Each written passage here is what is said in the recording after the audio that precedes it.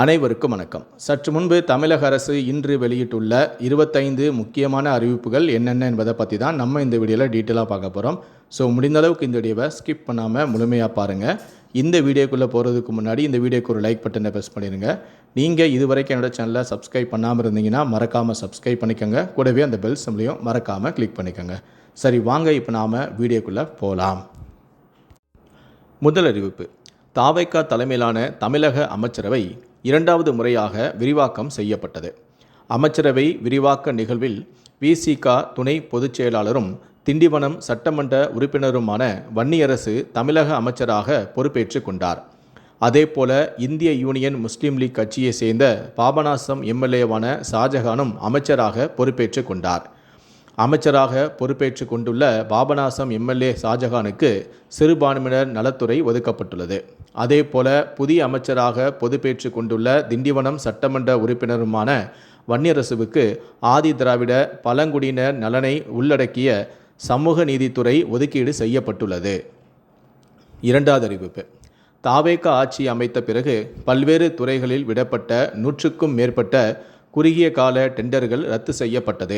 மே 13 முதல் மே 22ஆம் தேதி வரை நகர்ப்புற வளர்ச்சி, ஊரக வளர்ச்சி, போக்குவரத்து ஆகிய துறைகள் சார்ந்து வெளியான குறுகிய கால டெண்டர்கள் நிர்வாக காரணங்களுக்காக ரத்து செய்யப்பட்டுள்ளதாக அரசு தெரிவித்துள்ளது.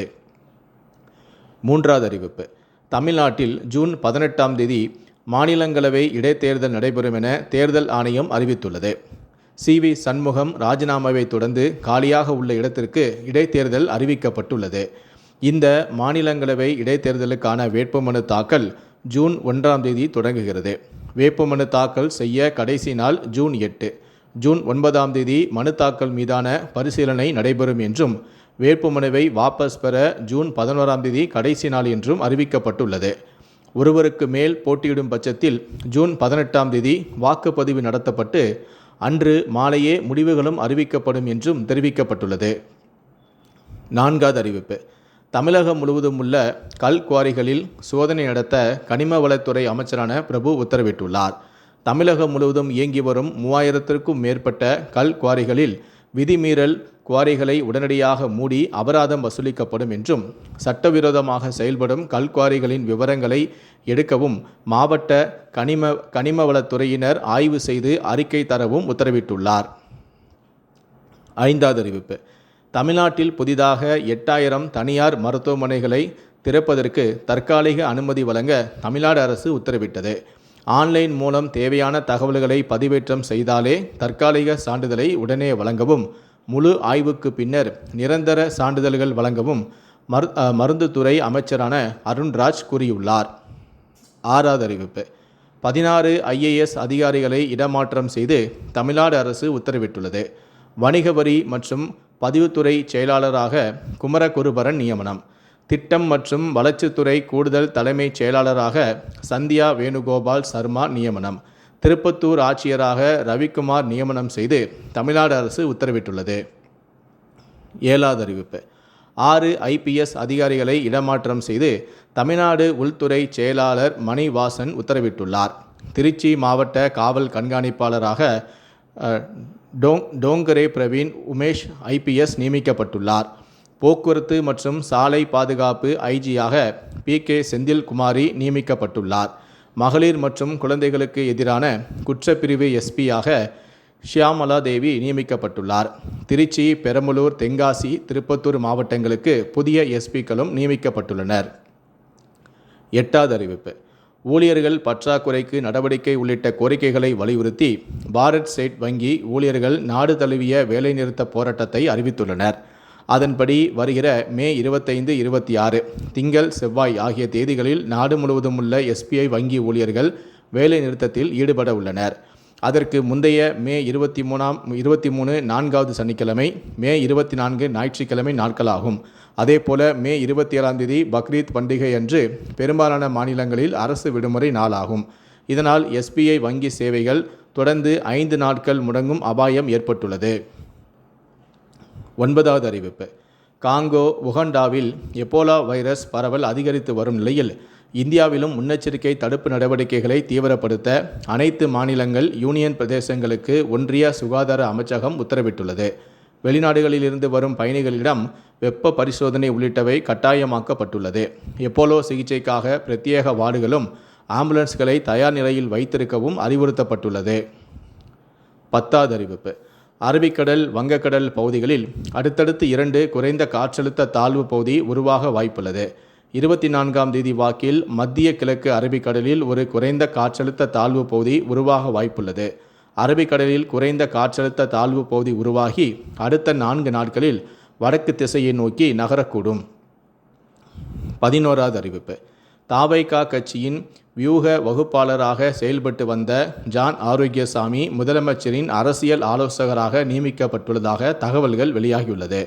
பொது விவகாரங்களுக்கு விஷ்ணு ரெட்டி ஆலோசகராக நியமனம் என தகவல்கள் வெளியாகியுள்ளது. 12வது அறிவிப்பு. இருமொழிக் கொள்கை, மாநில சுயாட்சியில் தாவேகா அரசு உறுதியாக இருக்கிறோம் என சென்னை தலைமைச் செயலகத்தில் அமைச்சரான ஆதவ் அர்ஜுனா பேட்டியளித்துள்ளார். தமிழையும் தமிழ்தாய் வாழ்த்தையும் எந்த காலத்திலும் விட்டு கொடுக்க மாட்டோம் எனவும் யாரையும் பழிவாங்கும் நோக்கம் எங்களுக்கு இல்லை எனவும் தெரிவித்துள்ளார். 13வது அறிவிப்பு. சிவகங்கை மாவட்டம் தேவக்கோட்டையில் ஆட்டோ ஓட்டுநர் மீது பாலியல் புகார் அளிக்க வந்த பெண்ணை அலக்கழித்ததாக அனைத்து மகளிர் காவல் நிலைய ஆய்வாளரான கீதாலட்சுமி மற்றும் தேவக்கோட்டை நகர காவல் ஆய்வாளரான துரைராஜ் மற்றும் சிறப்பு காவல் உதவி ஆய்வாளர்களான ஜெயராஜேஸ்வரி மற்றும் தேவக்கோட்டை நகர காவல் நிலைய தனிப்பிரிவு காவலரான சந்தானம் ஆகியோரை பணியிடை நீக்கம் செய்து தென்மண்டல ஐஜியான விஜயேந்திர பிரதாரி உத்தரவிட்டுள்ளார். கடந்த 18ஆம் தேதி புகார் அளிக்க வந்த நிலையில் நடவடிக்கை இல்லை என்பதால் தற்காலிக பணியிடை நீக்கம் செய்யப்பட்டுள்ளனர். 14வது அறிவிப்பு. உக்ரைனுக்கு எதிரான போரில் ரஷ்ய இராணுவத்தில் பணியாற்றிய மொத்தம் 217 இந்தியர்களில் 49 பேர் பலியானதாக ஒன்றிய அரசு தகவல் தெரிவித்துள்ளது. இதில் 139 பேர் இராணுவ ஒப்பந்தங்களிலிருந்து விடுவிக்கப்பட்டுள்ள நிலையில் 6 பேர் மாயமாகியுள்ளதாகவும் தெரிவித்துள்ளது. 15வது அறிவிப்பு. இந்தியாவின் மத்திய மருந்து கட்டுப்பாட்டாளர் ஊசி மூலமாக செலுத்தப்படும் அழகு சிகிச்சைகள் குறித்து புதிய தெளிவான சட்ட விளக்கத்தை வெளியிட்டுள்ளது. அதன்படி ஊசி வடிவில் வழங்கப்படும் எந்த ஒரு பொருளும் அழகு சாதன பொருள் என வகைப்படுத்தப்படாது என்றும் அவற்றை நுகர்வோர், அழகு நிலையங்கள் அல்லது தொழில்முறை நிபுணர்கள் பயன்படுத்த அனுமதி இல்லை என்றும் அறிவிக்கப்பட்டுள்ளது. தவறான விளம்பரங்கள், தடை செய்யப்பட்ட மூலப்பொருட்களின் பயன்பாடு உள்ளிட்டவை சட்டத்தின் கீழ் கடும் நடவடிக்கைக்கு உள்ளாகும் எனவும் தெரிவித்துள்ளது. நாடு முழுவதும் அழகியல் சிகிச்சை மையங்கள் அதிகரித்து வரும் நிலையில் நுகர்வோர் பாதுகாப்பை உறுதி செய்ய இந்த நடவடிக்கை முக்கியமானதாக பார்க்கப்படுகிறது. 16வது அறிவிப்பு. சென்னை வானிலை ஆய்வு மையம் வெளியிட்டுள்ள தகவலில் சுமார் 3.1 கிலோமீட்டர் உயரத்தில் தென்கிழக்கு அரபிக்கடல் மற்றும் அதனை ஒட்டிய பகுதிகளின் மேல் ஒரு வளிமண்டல சுழற்சி நிலவுகிறது. சுமார் 3.1 கிலோமீட்டர் உயரத்தில் தென்கிழக்கு அரபிக்கடல் பகுதிகளின் மேல் நிலவும் வளிமண்டல சுழற்சியிலிருந்து குமரிக்கடல் பகுதிகள் வரை கேரளம் மற்றும் தென் தமிழக பகுதிகள் வழியாக ஒரு வளிமண்டல காற்றழுத்த தாழ்வு பாதை நிலவுகிறது. இதன் காரணமாக 23ஆம் தேதி நீலகிரி, ஈரோடு, சேலம், தருமபுரி, கிருஷ்ணகிரி, திருப்பத்தூர், வேலூர், திருவண்ணாமலை, கள்ளக்குறிச்சி மற்றும் நாமக்கல் மாவட்டங்களில் ஓரிரு இடங்களில் இடி மின்னல் மற்றும் பலத்த காற்றுடன் 40 முதல் 50 கிலோமீட்டர் வேகத்தில் கூடிய கனமழை பெய்யக்கூடும். வட தமிழகத்தில் ஒரு சில இடங்களிலும், புதுவை மற்றும் காரைக்கால் பகுதிகளிலும், தென் தமிழகத்தில் ஓரிரு இடங்களிலும் இடியுடன் கூடிய லேசான முதல் மிதமான மழை பெய்யக்கூடும். 17வது அறிவிப்பு. தமிழ்நாட்டில் மின் கட்டணத்தை உயர்த்தும் எண்ணம் இல்லை என அமைச்சரான நிர்மல்குமார் பேட்டியளித்துள்ளார். மின்துறையில் சீரமைக்க வேண்டிய பணிகள் நிறைய உள்ளது என்றும், மின் வாரியத்தில் தவறுகள் கண்டறியப்பட்டால் அதிகாரிகள் மீது நடவடிக்கை எடுக்கப்படும் எனவும், மின்தடை குறித்து சமூக வலைத்தளங்களில் பதிவிட்டாலும் உடனடியாக நடவடிக்கை எடுக்கப்படும் எனவும், மின் வாரியத்தில் ஊழியர் பற்றாக்குறை உள்ளது எனவும், 1,40,000 பேர் பணியாற்ற வேண்டிய இடத்தில் 70,000 பேர் மட்டுமே பணியில் உள்ளனர் எனவும், டிஎன்பிஎஸ்சி பணி நியமனத்தில் எந்தவிதமான முறைகேடும் நடக்காது எனவும், மின்தடை குறித்து புகார்கள் வந்தால் உடனடியாக நடவடிக்கை எடுக்கப்படும் எனவும் அவர் கூறியுள்ளார். 18வது அறிவிப்பு. கன்னியாகுமரி சென்னை எழும்பூர் விரைவு ரயிலானது 90 நிமிடங்கள் தாமதமாக புறப்படும் என தெற்கு ரயில்வே அறிவித்துள்ளது. இணை ரயில் தாமதமாக வருவதால் மாலை 6 மணிக்கு புறப்பட வேண்டிய ரயில் இரவு 7:30 மணிக்கு புறப்படும் எனவும் கூறப்பட்டுள்ளது. 19வது அறிவிப்பு. மண்பாண்ட தொழிலாளர்கள், தனிநபர்கள் வண்டல் மண் எடுக்க ஆன்லைனில் விண்ணப்பிக்கலாம் என தமிழ்நாடு அரசு தெரிவித்துள்ளது. tnEsevai.tngovernment.in என்ற இணையதளம் மூலமாக விண்ணப்பித்த 10 நாட்களுக்குள் அனுமதியும் அளிக்கப்படும். 20வது அறிவிப்பு. பொறியியல் மாணவ சேர்க்கையில் விளையாட்டு பிரிவு மாணவர்களுக்கான சான்றிதழ் சரிபார்க்கும் பணி ஜூன் 1 முதல் தொடங்க உள்ளது. அரசு ஒதுக்கீட்டு இடங்களுக்கு மாணவர் சேர்க்கைக்கான ஆன்லைன் விண்ணப்ப பதிவு கடந்த 3ஆம் தேதி முதல் தொடங்கி நடைபெற்று வருகிறது. ஜூன் 2ஆம் தேதி வரை விண்ணப்பிக்கலாம். இணையவழி ஆவண சரிபார்ப்பு ஜூன் 8 அன்று தொடங்கி ஜூன் 20 வரை நடைபெறும். அசல் சான்றிதழ்களை ஜூன் 6ஆம் தேதிக்குள் மாணவர்கள் சமர்ப்பிக்க வேண்டும். விளையாட்டு பிரிவு இடஒதுக்கீட்டின் கீழ் விண்ணப்பித்துள்ள மாணவ மாணவியர்களுக்கான அசல் சான்றிதழ்களை சரிபார்க்கும் பணி வரும் ஜூன் 1 முதல் ஜூன் 9ஆம் தேதி வரை நடைபெற உள்ளதாக தொழில்நுட்ப கல்வி இயக்ககம் தெரிவித்துள்ளது. இந்த சான்றிதழ் சரிபார்ப்பு பணிகள் அனைத்துமே சென்னை கிண்டி அண்ணா பல்கலைக்கழக வளாகத்தில் உள்ள விவேகானந்தா அரங்கில் நடைபெற உள்ளது. விளையாட்டு பிரிவில் விண்ணப்பித்த தகுதியான மாணவர்கள் தங்களின் உரிய விளையாட்டு சான்றிதழ்கள் மற்றும் கல்வி ஆவணங்களுடன் குறிப்பிட்ட தேதிகளில் நேரில் கலந்து கொள்ள வேண்டும். மாணவர்கள் எந்த தேதிகளில் கலந்து கொள்ள வேண்டும் என்ற விவரம் தனிப்பட்ட மாணவர்களுக்கு குறுஞ்செய்தியாக அனுப்பப்பட்டுள்ளது. 21வது அறிவிப்பு. தமிழ்நாடு முழுவதும் நிலுவையில் உள்ள சுமார் 4 லட்சம் ரேஷன் அட்டைகளை விரைவிலேயே வழங்குமாறு உணவுத்துறை உத்தரவிட்டுள்ளது. அடுத்த ஓரிரு மாதங்களில் ரேஷன் அட்டையை விநியோகிக்கும் பணிகளை விரைந்து முடிக்குமாறும் அறிவுறுத்தப்பட்டுள்ளது. 22வது அறிவிப்பு. ஆதார் அட்டையை இலவசமாக புதுப்பிக்கும் வசதி வரும் 2027 ஜூன் 14ஆம் தேதி வரை நீடிக்கப்பட்டுள்ளது. இதன் மூலம் எந்தவிதமான கட்டணமும் இன்றி தங்களுடைய விவரங்களை இணையதளம் வழியாக புதுப்பித்துக் கொள்ளலாம்.